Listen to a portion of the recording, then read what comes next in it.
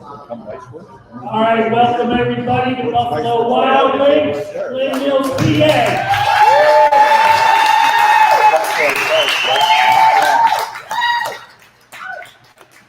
Not only do you get one Watson, you get both Watsons. Oh yeah, 2 for 1. 2 for 1. Jim and Joe Watson. How about this? Stanley Cup champions. Come on. Carl, is that double trump or no?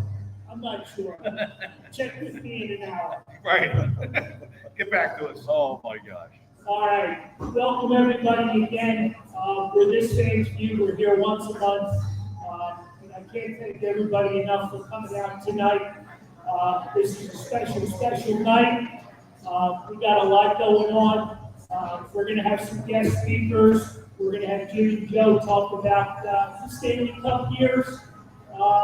And you guys can certainly call up the mic. Lauren will be around the room. If you guys have questions, comments, or you just want to pay your respect to the late great Bernie Perrott. How about a big hand for the night?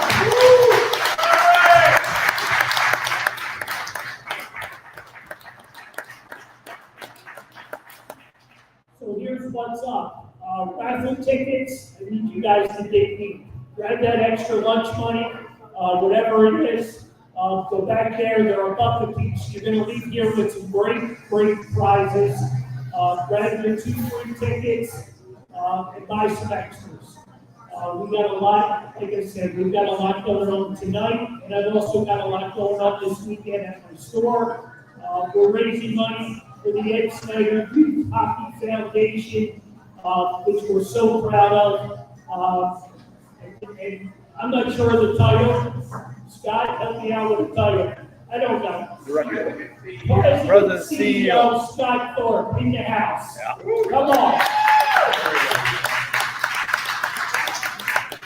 I think you guys can do a little better than that. Come on. Give it up for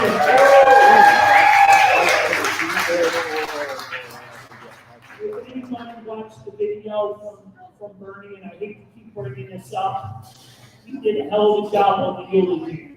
The HR department would be proud. So anyway, welcome everybody.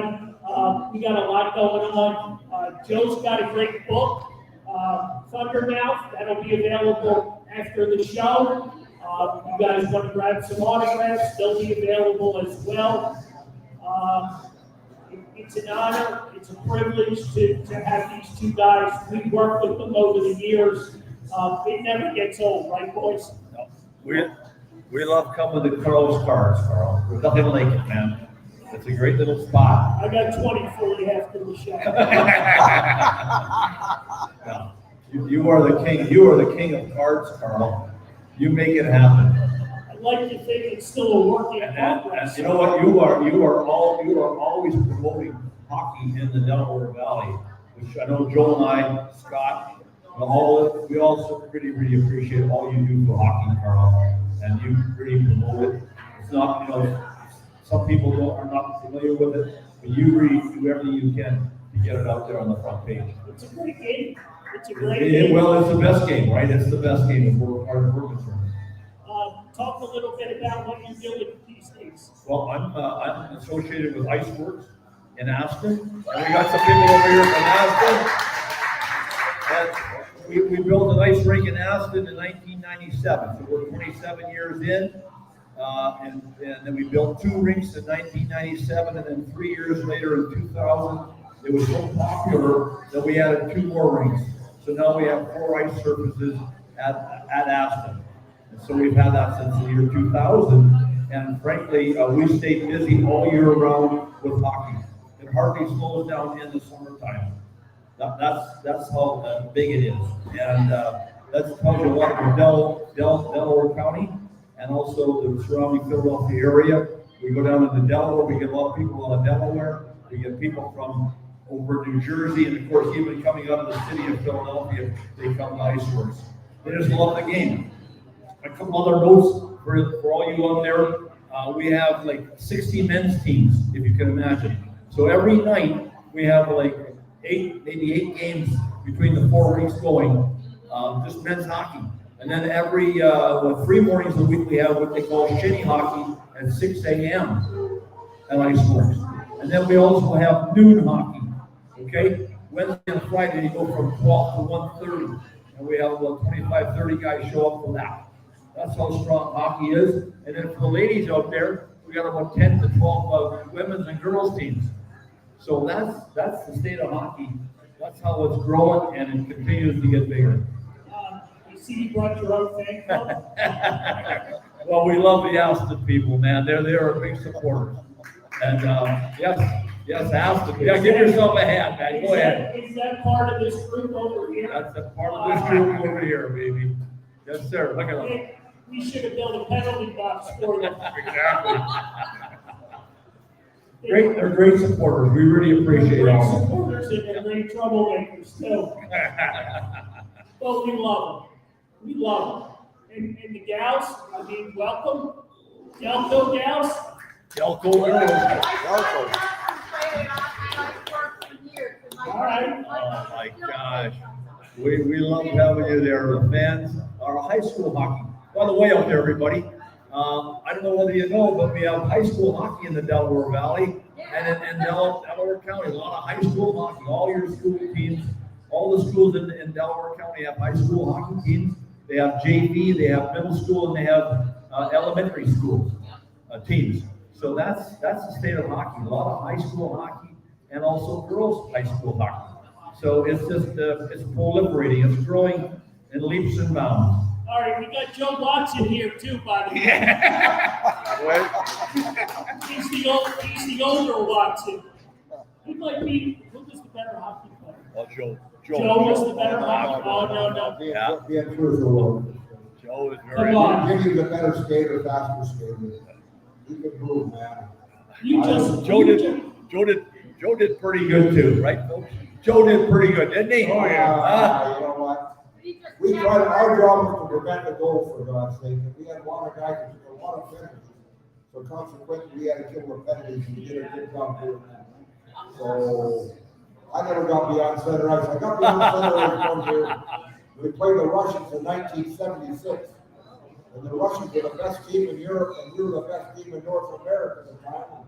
Came down to a 1-game series. They were beating they were over here. They had 2 teams beating all the National Hockey teams. And Clarence Campbell, the president of the National Hockey League, he hated us, but he liked us that day. He came in the dressing room prior to the game and said we had a whole prestige of hockey in North America.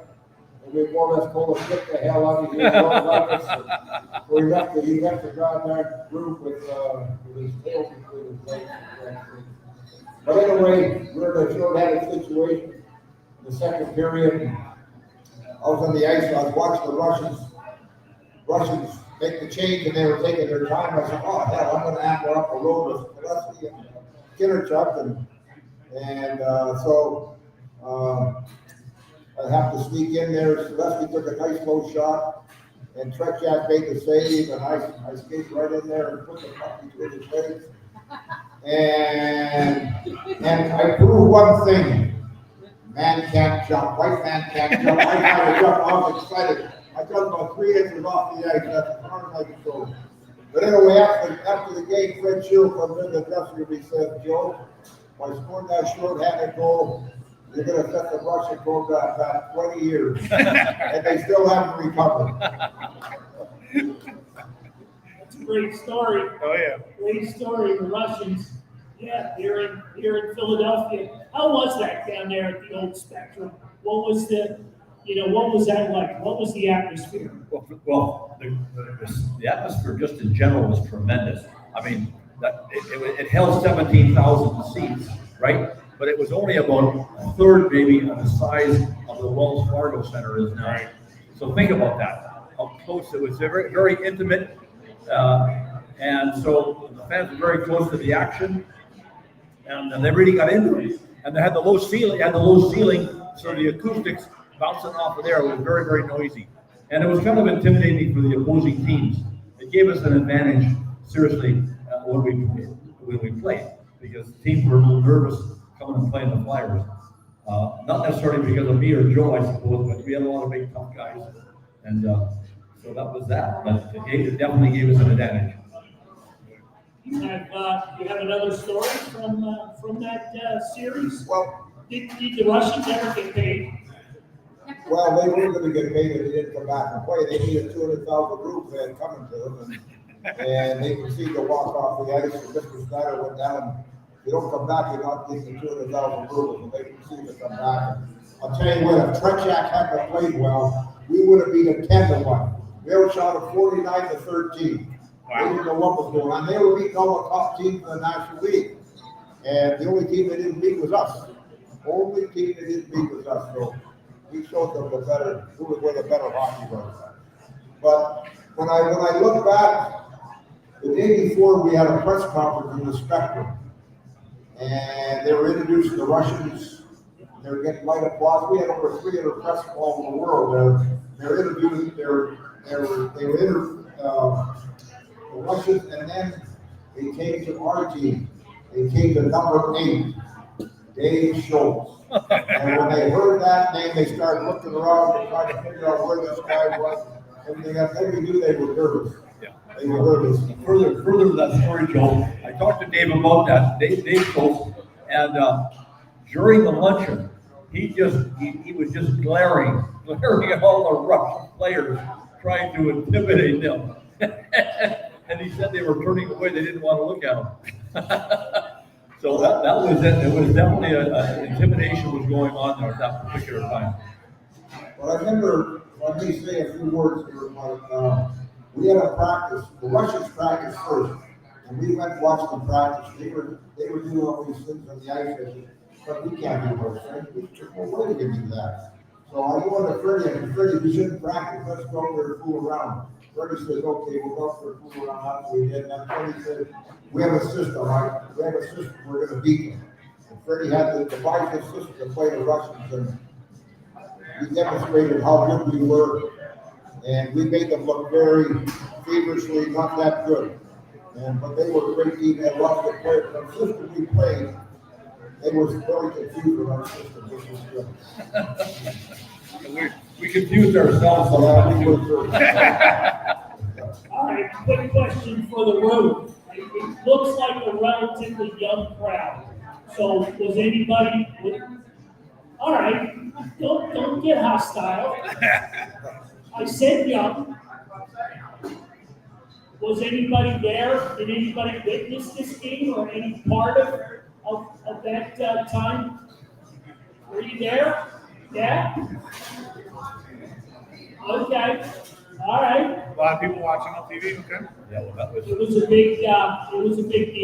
Oh, yeah. It was a big deal. It's still a big deal. Yeah. And there were Super Bowl ratings too, and there were 300 million people watching the game all over the world. We got letters from people from Australia, Japan, congratulating us for beating the Russians. We never realized the game was that far. And Europe, it was all over Europe. And 150 million people in Russia alone watched that game. That's what you call good hockey, right, Jimmy? Oh, yeah. Oh, man. But you know what? I remember when the Russians walked off the ice, we were all kind of confused. So we went back up into our locker room, or dressing room, and we were sitting around there trying to figure out what was going on. And Bobby Clark, our captain, he had played against the Russians in the Canada, what they call the Canada Cup, 2 years earlier. And he said, "Don't worry, they're just trying to use mental tricks against us, but they're going to come back. They're going to come back, and just stay ready for it." And of course, we did. We stayed ready. We were anxious. We were fired up, and no sooner did they come back to the ice gang, within about 45 seconds, we scored our first goal. Yeah, Ricky McLean got a breakaway, Joe, right? Ricky got a breakaway winner and scored, and that was it. We were on our way.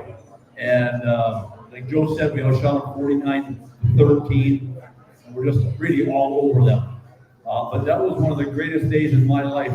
The pressure that was on us, like Joe said earlier, the pressure was on us to win that game because we were the reigning Stanley Cup champions. And they'd beaten everybody else in the league, pretty much. So, we had to get it done.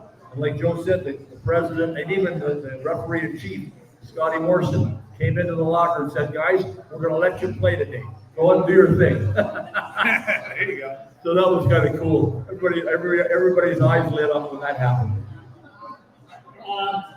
We'll jump in a little early with crowd questions, comments. Anybody got anything? Lauren?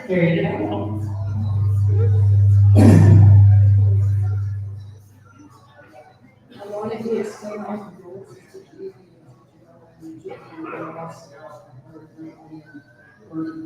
Turn it up. We can't hear you. Turn it off. No, you're good. I got Am I you. good? That's Okay. better. I wanted to talk about Bernie in a way that some people don't, go into, because everybody remembers the greatness of the first Stanley Cup, the second Stanley Cup, and we would have had a hat trick in '76 if it hadn't been for him getting injured. But the first part I'll start with is original flyer, Joe Watson, was drafted from across the Bruins. In addition, Bernie and Doug Cordell, who also they were drafted by the Flyers by the Bruins organization. Gary Dornhofer. And Gary Dornhofer. My question to Joe on that is, at that time, when you guys were just starting out, before you even played in the NHL, did you have a feeling that Bernie or Doug were superior, one was superior to the other, or were they pretty much on the same level? Well, when you look at them, I think they played their own style. Fabi was a very spectacular. Every save he made looked spectacular. But Bernie was always in good position. And Bernie was an angle goalie, and Bernie learned his position, the angles from a guy named Jacques Plot. Jacques Plot was very instrumental in the success that Bernie had as a goaltender.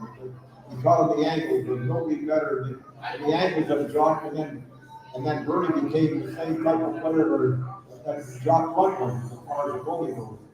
But we would have never won. Would have never won if we didn't have Bernie, especially the first year. We went to play Boston. It was a real tough series, very physical, and Bernie was our lifesaver. The second year we were very good. We were talking everything else. We knew we were going to win. I remember the second year we had 23 games. We had 17 or less shots in our goalies, but we played a very defensive style of game. And the playoffs applied the same thing too. So we knew we were going to win the second and the third one. We didn't have Bernie. We didn't have Richard McLeish. We went against Montreal, and every game we lost by one goal. Every freaking game. I'll never forget that. The week before we got the finals, and I told my first wife that we're going to go to Aruba. I said, make plans to go to Aruba. So she made plans to go to Aruba, and we lose, and we didn't know it, man. I heard that for about 10 years. How I went back to my word because we didn't win, we're not going to Aruba. Winners are for holidays are for not for losers, so we didn't go. But I paid for that for a number of years. That wasn't good. That's why I think we ended up getting divorced eventually. Oh my God, Joe, what a story, Joe. Okay, and the second part I have is a question for Jim. People don't talk about Bernie after he retired and he became the goaltending coach for the Flyers. So at that time, he came along where he had to develop a number of young goalies, and Jim, you had been on the team at that time. Could you talk about how Bernie influenced some young goalies, brought them along to greatness like Kelly Lindbergh, et cetera? What you witnessed when you were on the team? Yeah, well, Bernie was great as far as the coach is concerned, because he was very personal and always very encouraging to our young goalies. And I really believe that's the key to any good coach, is to be very encouraging, very positive. And Bernie always was that with his young goalies. And so, you know what? They love Bernie because of that. They love Bernie, and they wanted to play for him. And when you love somebody like that, you listen to him. You listen to them. And that's how you get their attention. And you don't get them by browbeating them and being negative. You get them by being understanding and loving towards the player. And that's what Bernie did. He always was very, very engaging with the player. And he was very, very patient also.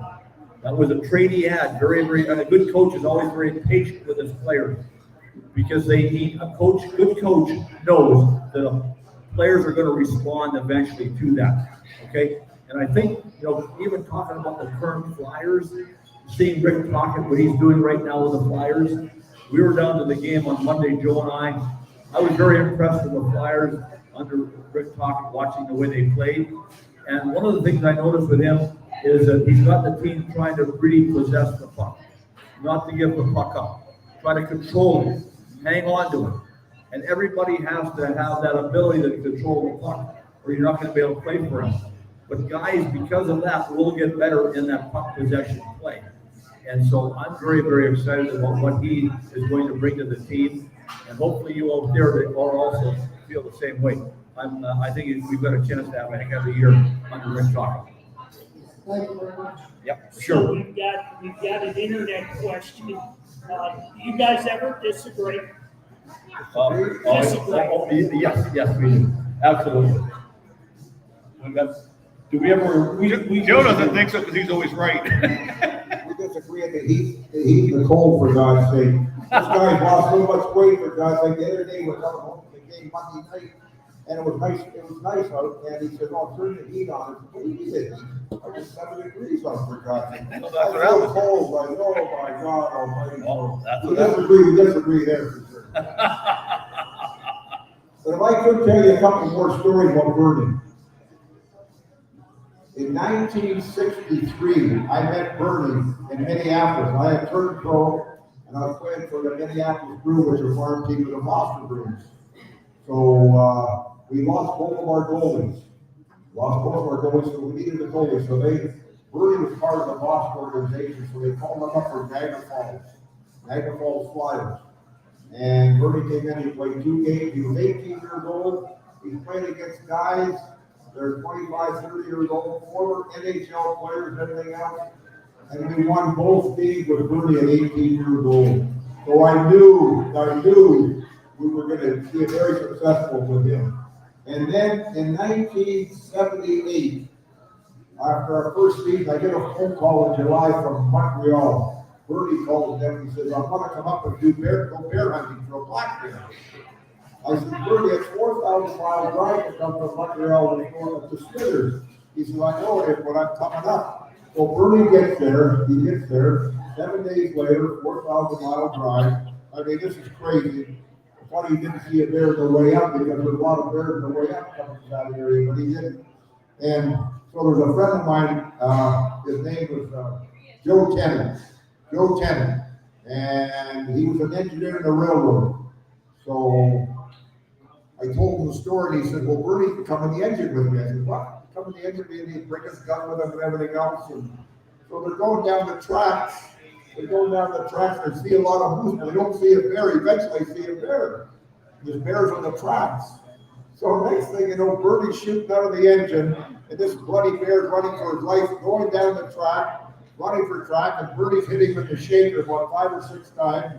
Poor bear couldn't move anymore, and he died of fright. And they skinned him out and everything else. So they brought the bear hide back to Smithers on the train. They put it on his car for 2 days. He drove around Smithers with his black bear in the hood of his car. There was dry blood all over the thing. There were flies, mosquitoes, and knocks the car back and forth down Main Street. And my dad and him were drinking apricot brandy and had the cigars going and everything else.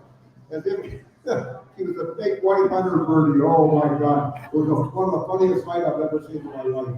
You can imagine going down this Main Street, the dogs chasing the car down the road, and the flies and mosquitoes are after it too. So anyway, that's one of the couple Bernie stories. I have also a hunting story with Bernie. He always would talk to us about deer hunting. I mean, he kept the practice and say, "Oh God, I want deer hunting." But he was hunting over in New Jersey for deer. And of course, New Jersey, the deer are quite small over in New Jersey compared to the Pennsylvania deer. And Joe, I think you came with us, Joe, and we're up in these stands, and we're standing in these stands waiting for the damn deer to come in. And of course, they're coming in there about the size of a small dog. Bernie and I said, Bernie, when are you going to shoot one? He said, Jim, you can't talk when you're deer hunting. You got to keep quiet. So, but we never did shoot one because they weren't big enough. I said, funny. I said, well, hell, come on over to Pennsylvania and we'll show you what deer really look like, Bernie. So that was that story. All right. Any classroom participation? Anybody want to jump in? Question? That one over there. Where are we at? Here we go. Sully at the bar. Sully at the bar. Sully at the bar.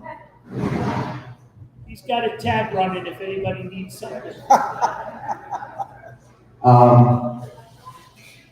Is it really true that Joe negotiated your contract for you? Because I can't imagine how an owner would do that. Great question. You're still playing, right? That is absolutely, positively true, yes. So anyway, when the Flyers drafted Jimmy in 1972, I told him, if he does get the Flyers, I will handle his contract. So at that time, I was making $32,000 in 1972. And For a game or a year? So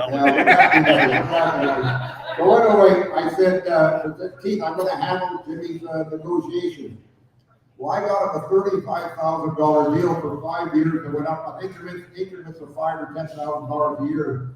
And he was making more money his first year than I was making my last year of my contract. Of course, my contract was over at the end of the season, 72, so I got a nice raise. But prior to that, he was making more money than I was. I've been in the league for 6 years, for God's sake. So it goes to show you how smart I am. Hey, Sully, that's called true brotherly love, right? Oh, yeah, absolutely. That's it, baby. Joe is taking care of his younger brother. I always appreciated that, Joe. Yeah. Thank you very much. The way I see it, as an agent, you negotiate and you get a percentage. No, I didn't get, I got a meal on I got a real out of it. There you Yeah. go. Yeah. Was it a good one? Huh? Was it a good meal? Yeah, probably $5 meal. Yeah. Another story about Bernie. So when Bernie called up Bernie in 1963, you got $2 to spend for your pregame meal.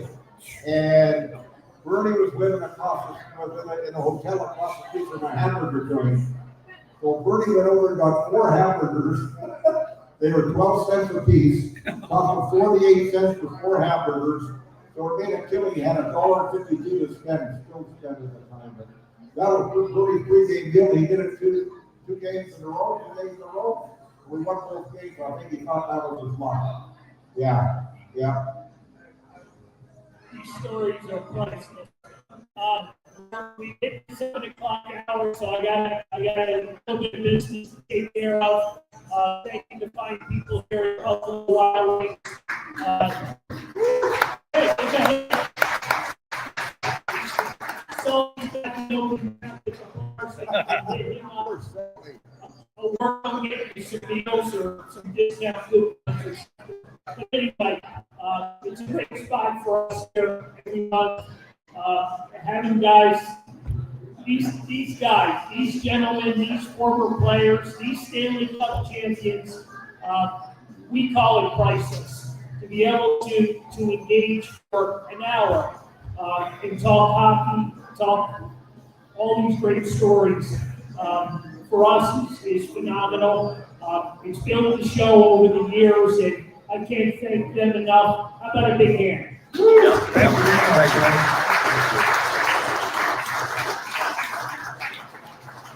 Back to the business. Carl, Yes. you know what, Carl? But you know what? Joe will definitely agree with me on this. Like I said earlier, the fans of Philadelphia really were special. And you still are. I mean, we had an advantage. We had an advantage when teams came into playoffs in Philadelphia. No question about it. Just rabid fans. And you know what? I've traveled all over the United States through hockey and whatnot. And I got to tell you, there's no area like Philadelphia. There isn't. Doesn't mean, you can go to New York, you can go to Chicago, Pittsburgh. Fans are different. Philly fans are different. And interestingly, when we won our Stanley Cup, I would go home to my hometown Smithers, British Columbia. And the people up there would always ask me, Jim, are the fans in Philadelphia as rabid and crazy as they're portrayed on TV? And I said, no, I said they're actually crazier. And that's the way it was. But you know, when you look back at those two parades, you got to research the parades, you young people out there. The elderly ones will know of the parades. But the second parade, I was down at the Wells Fargo the other day, and they showed up. There was a poster in there. There was 2.3 million people at the second parade. Yeah. I mean, I guess they say it was the largest parade ever. It was incredible, and that's when they put us on the tractor trailers and elevated us up off the ground. But think about that, the fans of Philadelphia, just overwhelming, just the fans, how much they love the Flyers, and we never, ever, ever forgot that, and we never will. And still do. Yeah, and They still want to do. win so bad. Yes, If I may add to that, the best part about the second parade was streaking was in. And I'll tell you what, there were a lot of things dangling, everything was dangling here, there, and everywhere. What a sight to behold. I still haven't forgot about that. Yeah. All right, and that was brought to you by the Watson Brothers. Yes. All right, raffle tickets, everybody get their 2 free ones. Head on back there and dig deep, $1 a piece. We got some great items. They're gonna go home with somebody tonight. We got some great stuff, and I hope you guys see it that way as well. So with that being said, Warren, do you want to do your thing, or we having too much fun? Yeah. You want to do some trivia? We're gonna do some trivia, John. All right, sounds We've good. got some great autographed 8x10 prizes. This table over here is already eliminated because they're cheaters. Over here, this crew right here, bad, real bad, real bad. Don't shake your hands. They showed up. They showed up and they're accused of cheating. All right, Johnny, take it away. All right. During the 2 Stanley Cup runs for the Flyers, how many shutouts did Bernie Perrant have during the year and in the playoffs? Total number. Total number for those 2 years Total number. of shutouts. That's it. Oh, I'm coming out with softball. Yeah, you're coming out hard, aren't you? Well, my easy ones they gave away already. The little man wants to make a guess. 20 is incorrect.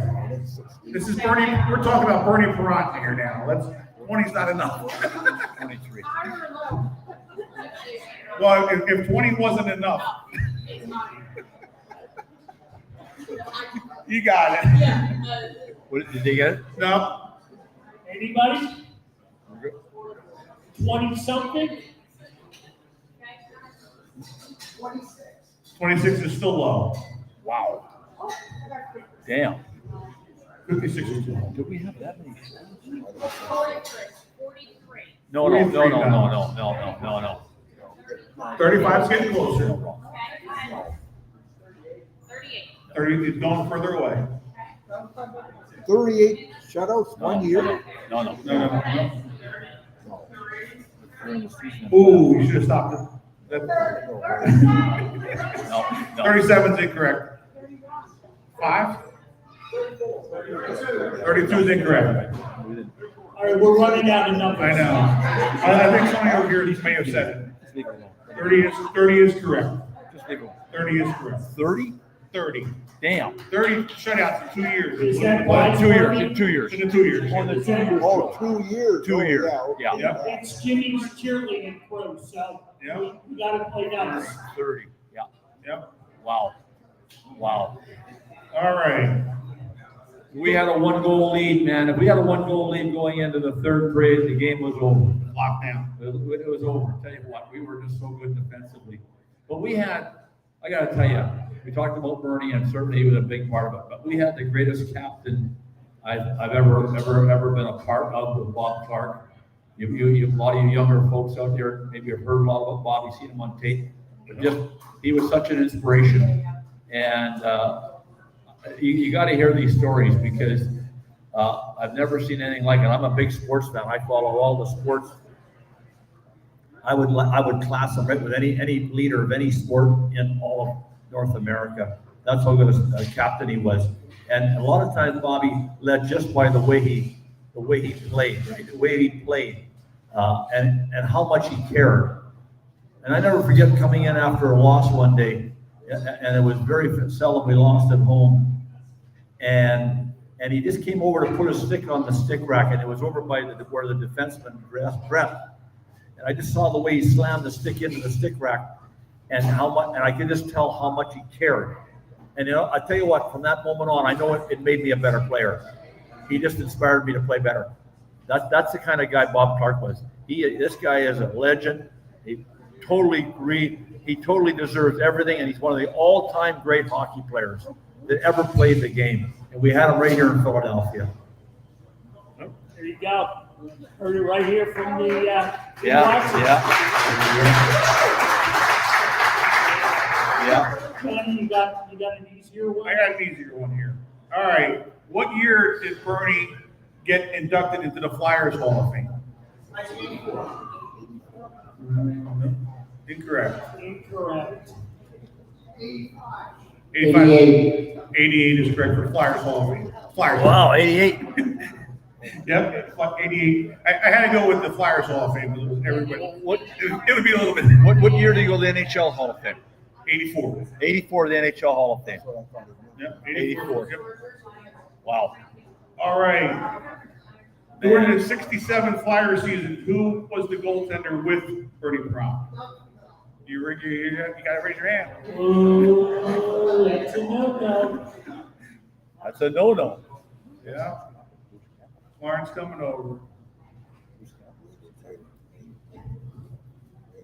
Plum. No, incorrect. Get away from, Doug Savell. you are correct. Oh, it's Doug Favell. Yeah. Oh, yeah. Well, that's what he said. That's what he said. There you go, Joe. You're hot, Joe. All right. Well, I was really going to look for the date for this. When was Bernie's number retired by the Flyers? And if the date's a little bit too hard, we'll just go with the year. Go with this one should be. When did he retire? Yeah, when was his number retired? What was the number retired? Oh, that's a tough question. Sully, you got nothing? Blair, you got I nothing? mean, all these hockey guys that Come on, are. where's all my hockey? You already Here we won. are. You're the Sun Valley crew. Here we go. Go ahead. 82 is incorrect. Did that fit you the wrong year? Right there. 1979. Well, you won once, so you can't win again. So, 1979. Winner! with the assist right there. There you That go. made an assist. You didn't score the goal, but you got the assist. No. All right. And that's it, 'cause the other two were given away. But Joe, I was looking up with the Niagara Falls Flyers. So that was the Bruins team. That had nothing to do One with team of the Boston Bruins, yep. Okay. Yep. Yeah, we weren't sure, like, it was like fate. No, it wasn't the way with the Flyers having their name. Back then, the NHL teams owned the junior teams. Okay. That's how that came to be. So the Niagara Falls Flyers, and Niagara Falls, right? And then Joe played out in Saskatchewan, but they were part of the Boston Bruins also. Yeah. Okay. So that's how that worked. And then they turned it where they all became independent in about 1968, Joe, maybe 67.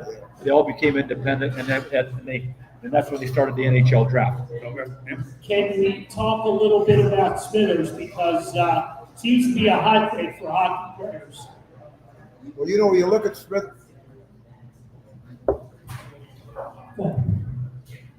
when you look at Smithers is situated 750 miles north of Vancouver, 150 miles south of Alaska.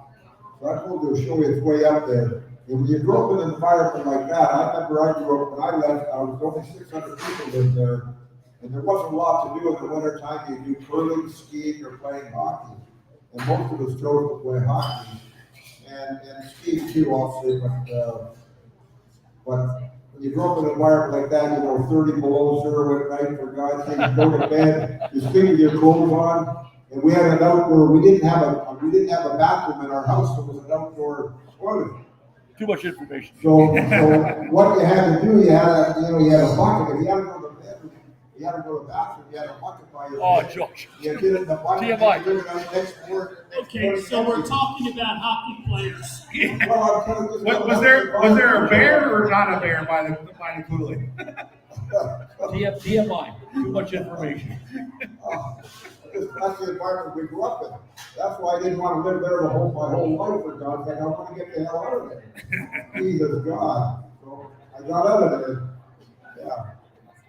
So other than the Watson brothers, who else can we look at from that Well, hometown? we had a gentleman who played member here, Ron Flockhart. Yeah. Called Flocky. Flocky Hockey. There you go. He came from Smithers also. Went to Joe's in my hockey camp. Yeah. But Ronnie Flockhart came from Smithers, And there was a guy named Glenn Cochran. His dad would work for the hydro, and they were putting up power lines and everything else, and Glenn Cochran lived in Smithers for 8 years. Yeah. Okay. And then we had Dan Hamhuis, who played for the Vancouver Canucks and Nashville Predators. So we've had about 4 or 5 guys come out of Smithers. Alan Kerr. Alan Kerr's another one. You're right. Yeah. I mean, there's 7 or 8 guys there. The Playfair boys were 100 miles away from Smithers. They played there. They played with Buffalo. We've had 8 or 9 players from that area. 50-mile radius of Smithers that played the national hockey. So it says a lot about the environment and the place where we were born and raised. Nice, very nice. All right, we're going to take a second here and hand the mic off to Scott. Scott Thorpe is the CEO, president of Snyder Hockey. Just to give us a few words of what's moving forward, what's going on. You guys are doing some great things for the youth. So take it away, Scott. It's kind of caught me by surprise here. I was trying to get you to I this, but this is our 20th anniversary year. Actually, it was October 8th, I believe, marked the day that we made the announcement that Ed wanted to start this foundation.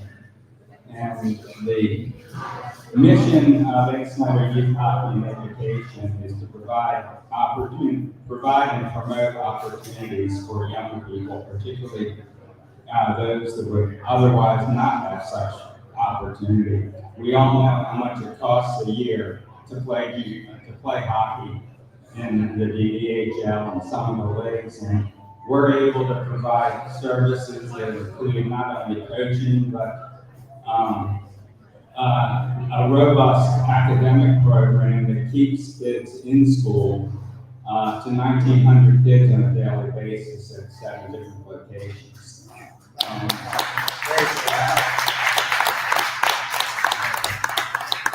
We can only do that with the support that we get from folks like you. I think one thing that's on the horizon that's very exciting, that in the next couple of weeks we will be announcing that we're going to be breaking ground on a 2-sheet hockey and education center on the campus at Lumen University right now.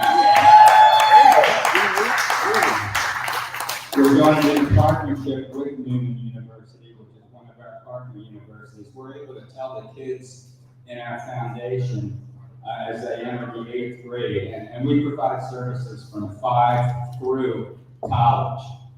But we're able to tell our kids as they enter the 8th grade, if they stay with us until they graduate and they gain admission to one of our 9 partner universities, we will give them full tuition and room and board. Wow, very good. So I'm obviously very, very proud of what we do, of our mission. I'll tell you a quick story that really defines what we do. At one point, I was with Ed Snyder, and he was being interviewed by the press, and the question that was posed to him was, wouldn't it be great if one day one of the kids from your foundation made it to the NHL? And Ed responded so fast to that, he looked right in the reporter's eyes and said, yeah, you know, that would be okay. But what's more important are the thousands of kids that come through the foundation that learn the importance of staying in school, staying out of trouble with the law, and turning out to be productive citizens. Thank you very much. That's what really speaks to our mission. We have one of those kids right here.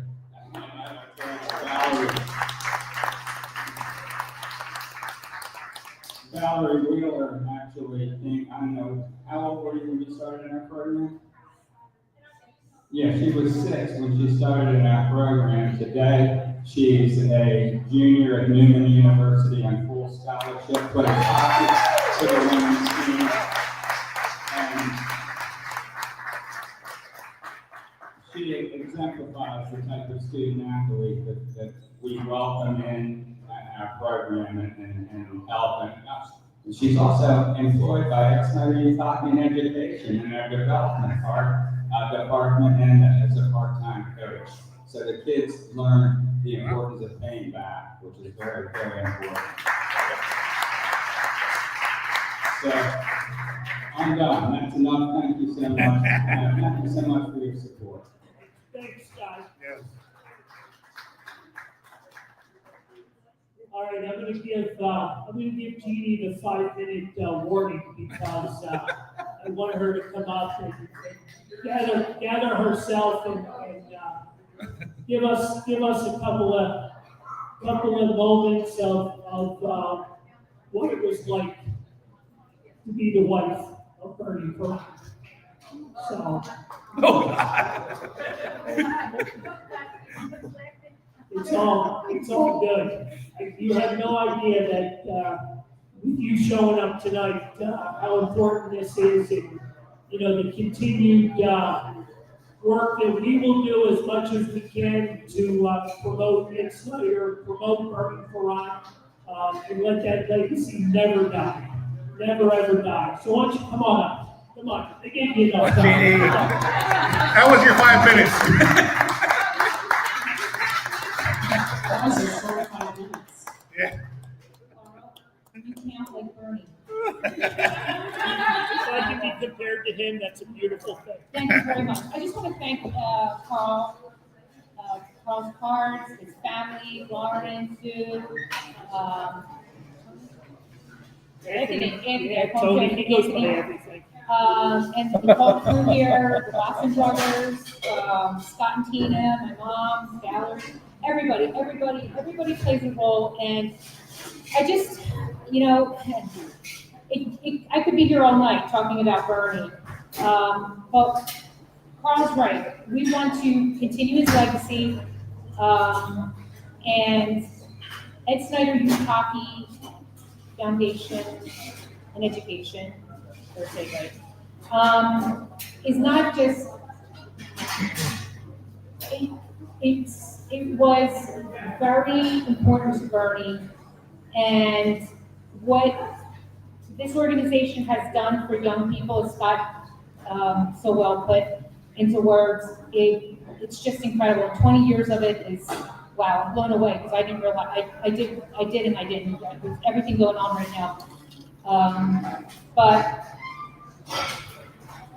Bernie was very passionate about the Snyder Youth Hockey and Education Foundation. And I'm gonna do my best.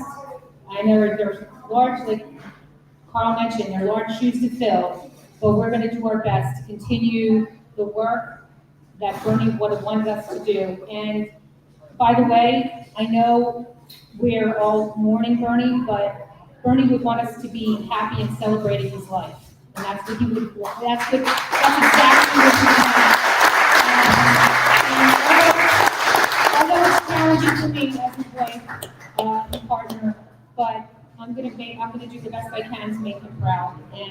just want you to know that he would have been so happy and so proud that you guys are all happy, that you are all here to help and support us. Thank you so much. Good job.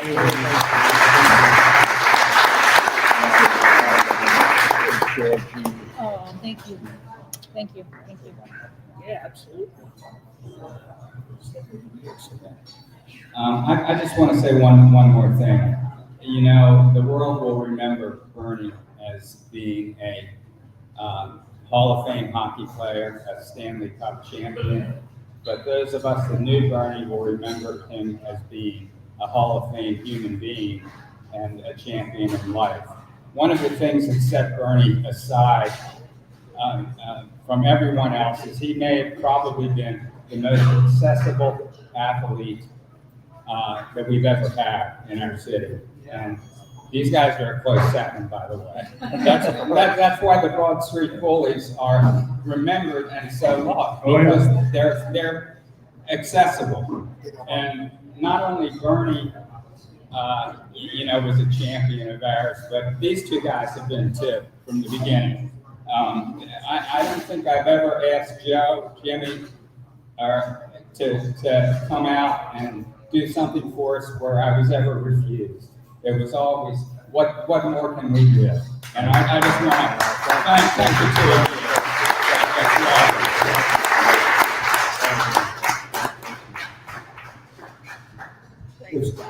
If I may talk about the Broad Street Bullies. 7 years ago, we went to Russia. We were going to go to Russia, and we played 4 games in Russia. Wherever we went, the Russian people, I was interviewed numerous times. I was the only player playing the Russian game in '76 that played in Russia 7 years ago. All they wanted to do was talk how we dismantled the Soviet Red Army team. Because they were the best team in Europe, and they were very highly thought of in Russia as the best team in the world.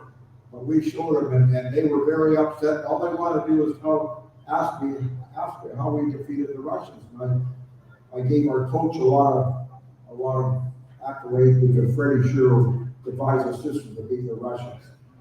But I'm going to show you the impact the Broad Street Bullies have throughout the world, not only in America or in North America, but the world. And we were in Ireland here 2 months ago at a golf tournament. We were playing golf over in Ireland, and I was in a bar in Dublin with my wife and a couple other friends. And this guy kept on looking at me, and I said, what the hell he's looking at, for God's sake? So he said, I know who you are. I said, what do you mean you know who I am? I know who you are. You're one of the Broad Street Bullies. I said, well, what's my name? I think you're one of the Watsons. I said, yes, I am.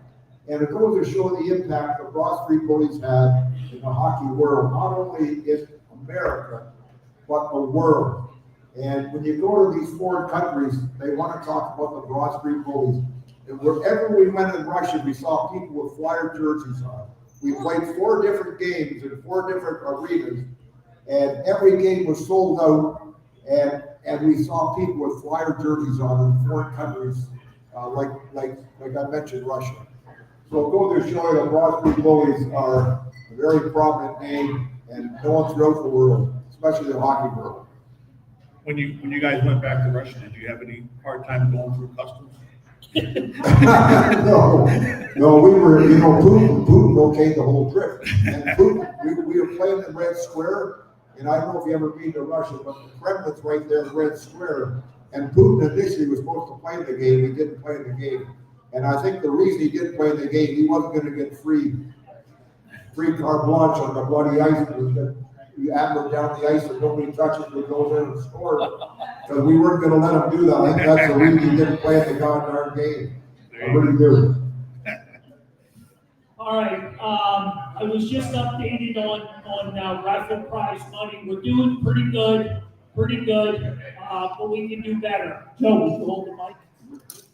Hold the mic. So we got a couple mystery prizes for tonight. One of them being a Dave the Hammer Schultz jersey. So that's a mystery. That's a mystery raffle that you don't know about up there. So you stick around, all the raffle tickets will go into a big bucket, and we will draw a winner for that. So that's enticing, right? You're gonna go up there and you're gonna buy some more raffle tickets. Yeah, thank you. And if that wasn't enough, And if that wasn't enough, how about the captain, Bobby Clark? Oh, there you go. Oh, Baby. How about Bobby Clark? Come on. I want to see all these asses up there buying some raffle tickets. Right. Let's go. Shakers. Shakers. Shakers. Yeah. Sorry, is that the Canadian version? Yeah. We're in You trouble. got, So Dave Schultz, Bobby Clark, in addition to all those great items. So let's make it happen. What do you say? and remember, all the monies go back to Slater Youth Hockey, so let's dig deep, please. And if any of you guys have any questions about authenticity, all these Broad Street bullies have been to my store over the years. So Oh, yeah. the Broad Street bullies will live on forever in this town. I'm sorry, I forgot to mention, every dollar raised will be matched by Insider Youth Hockey 2-1. Oh, there you go. Oh, there you go. Wow. There you go. Yeah. Thank you. Beautiful, beautiful. Thank you. Yeah, we got tonight, and like I said to Scott earlier, we've got an event at the store this Saturday. So we couldn't partner with a better organization. Having Newman College, that whole story, that's phenomenal. So last call, questions, comments, anything. Bernie, the Watsons, we got hype. We also got to ask away. I don't know that we're getting to it. Oh. Thanks. We got, Sorry, guys. One of my favorite memories, I was a little too young for the bullies, I was in the only grass era, but I got to see you guys converting this up at City County Park. Could you share your favorite memories from that day, the Walleye game? The Winter Class of 2010. the Winter Classic 2010 at Citizens Bank Park, right? My biggest memory of that was in talking to the fans after the game. There were so many people that were so emotional. They were literally crying because they had attended the game and it brought back so many memories of their childhood. It was 2010, right? So if we won in 74, 75, so that's like, 35 years. So people were moving on in age, and they just remembered how great it was. And the tears, that was my biggest memory of that. The fans are so emotional. I was struck by that. I really was. Again, what can you say? The fans are great. Nope.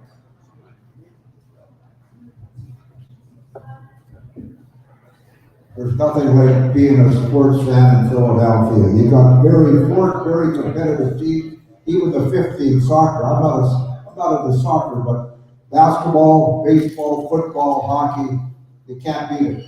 The greatest sports region in the country, maybe the world, is Philadelphia. And it's because of fans like yourself go out and support the sports and everything else. And all you want is a good effort, and the players feel that. If you give a good effort, you're always going to be accepted in Philadelphia. And there's nothing like Philadelphia as far as being a sports fan. And I'm certainly happy that my brother and I got an opportunity to play together. And once family comes together, but the fans appreciate effort. And that's why it's such a great sports town, Philadelphia. Just to touch on that also, and let's talk a little bit about our ownership. And Scott brought up Ed Snyder earlier. Ed Snyder, our owner, was just he was amazing. He was an amazing man. He brought the franchise to Philadelphia. He was responsible for hockey in Philadelphia. Ed Snyder, and he never played hockey or anything. He saw it from a distance and liked what he saw, and said, "Oh, we want that in Philadelphia." And he made sure he got it. But Ed was a very demanding owner. Very demanding. He expected you to play hard. If you didn't play hard for him, you weren't around very long. He demanded excellence. But we all loved playing for him because he did that. We knew we had to play hard because he would come into the locker room after the game, and if you played hard, he would come over and shake your hand and say, "Way to go." But if he didn't think you played well, he didn't always do that to you. He would just bypass you and move on. You do. And you knew, by God, I better play harder the next game, or maybe I'm not going to be around next year. That's the way Ed was. He was very, very impulsive. And we loved that about Ed. But along the way, maybe there was a mistake made or two, right? So there's another story about Sergei Bobrovsky, the great goalie who played for Florida Panthers, who was a Philadelphia Flyer. And if you remember, we went into a series, and in that particular playoff series, Bobrovsky was just a rookie, and there was a couple other guys. Brian Boucher was one of the goalies, I think, and maybe this guy Leighton was the other goalie, and they were all three playing in the playoffs, and we didn't win. They lost the series to Buffalo. And I remember Ed, I wasn't in the locker room, but I remember hearing the story of Ed coming in and saying, "Look, we got to get rid of those three goalies and get the best goalie available." And that's when we got Brezhgalov, the crazy Brezhgalov. They went and signed him, and they let Bobrovsky go, and he goes and wins 2 Stanley Cups with Florida. So we had the goalie all along. But Ed would admit it. He made a mistake. You know what? God bless him. But I love that about Ed Snyder. He was very, very impulsive, very demanding. But you know what? High standards. Ed had high standards, but he had high rewards. He always took good care of his players. Yeah. We loved Ed. All right, I just got an update on the raffles. We're close. We're very close to where we need to be. So here's the deal. I only brought along 1 Dave Schultz and 1 Bob Clark, but I will double that up. So we're going to give away two Schultz and 2 Bob Clarks. So I need you guys. What are they called? What do they got to do? If they're what up there? Shakers. Shaker, get their shaker, yeah, get off their shaker, get up there. Get off your spend your shaker money. and get up there and spend your money. So we got a goal in mind, and I want to hit that number. But how about these guys? How about the Watson brothers? Jimmy and Joe Watson. Thank you. It doesn't get any better than this. Thanks to everybody for coming out. We're going to do this raffle thing somewhere around the 8 o'clock hour. I just want to make sure if we miss anybody, comments, questions. 12's got a question. Love the Gagne jersey. Was a big fan. Thank you. Big fan. I guess just a quick one of who did you think over your, years being on the benches, who had the most fun all on the bench? Well, on the bench. Ed Van Imp. Ed Van Imp was one of the funniest guys in hockey. Very dry sense of humor. He said things that, oh my God, what the hell do you mean by that? And we were so smart, we figured out a month later what he meant by it. But Ed Van Imp was a funny guy, really was. Wasn't he the one who started the brawl with the Russians? Yeah, he was. He made a beeline on the penalty box. It hit Karmeloff, and he mentioned later on that Karmeloff run into his elbow. And then he went right for me. He said he hit my elbow. Oh my God. That was a. Yeah. Bernie was right there too. Bernie was right there. He always had fun. When he wasn't playing, he played most of the games, but when he wasn't playing, he was on the bench. And he's just clowning around on the bench, cracking jokes. We're trying to stay focused. Just that one other thing. Joe, you had mentioned it earlier how much respect the players have for Bernie. What did you think of Monday's? And it's going to be this year's ceremony for the player of the game, giving the Bernie mask to the players in the locker room. How special was that? And I think also goes to how much the. When does this take place? After every game. After every game. Oh, really? I didn't know anything about that. You didn't see that? Yeah, when the Flyers win, Really? the player of the game Oh, in the locker room, they give one of the players the Bernie mask. Well, that goes to show you they're honoring one of the finest players in the game today and one of the finest players. Yeah. Players Bernie for us. Yeah, I did not wear that for this now. yeah. The goalie, he was the winner on Monday. Oh, yeah, he should have been. Yeah, right. He should have been. Yeah. And just how fitting it was that the goalie won, you know, because obviously Yeah, sometimes, goalie. the goalie won it the Good first choice. time, you know. Him or Couturier could have beat either one of them. Yeah. Right. Yeah. All right, unfortunately, our hour is up. We went past it, but that's okay. We'll pay the fine. Again, I want to thank everybody, and I mean everybody in the room. Yep. Scott, Jeannie, the entire family. I know you guys are a close group. I know Bernie's looking down on us and saying, what are these crazy son of a bitches doing? I can just hear him now. But he's just an unbelievable individual. I love him to death. All these Broad Street bullies, they have a place in my heart, and I'm sure quite a few of you guys, like Jimmy said, YouTube it, Google it, check out some of those games. You won't see better hockey from what those guys put out on the ice those years of winning cups for us. Hopefully, we're back and we're making a push towards another Stanley Cup. That's right. Sounds like a plan, Carl. That's great, Carl. Guys, again, I want to thank Buffalo Wild Wings. City Distilling is our primary sponsor to the show.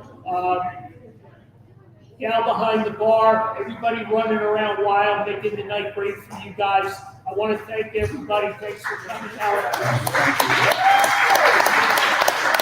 Our next show is November 12th with the great Didinger. So, another great sports historian.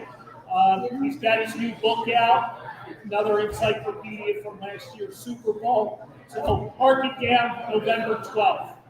Thanks, guys. Have a great night. We still got work to do on the rafters. Let's go. Take a deep. Thanks, Carl.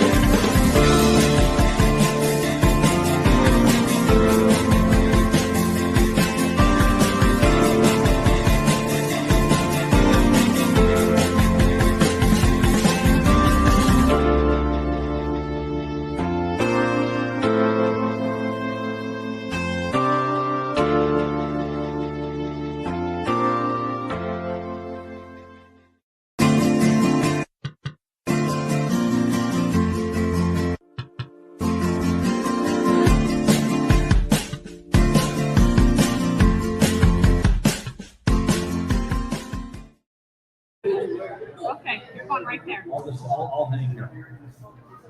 I'll hang here.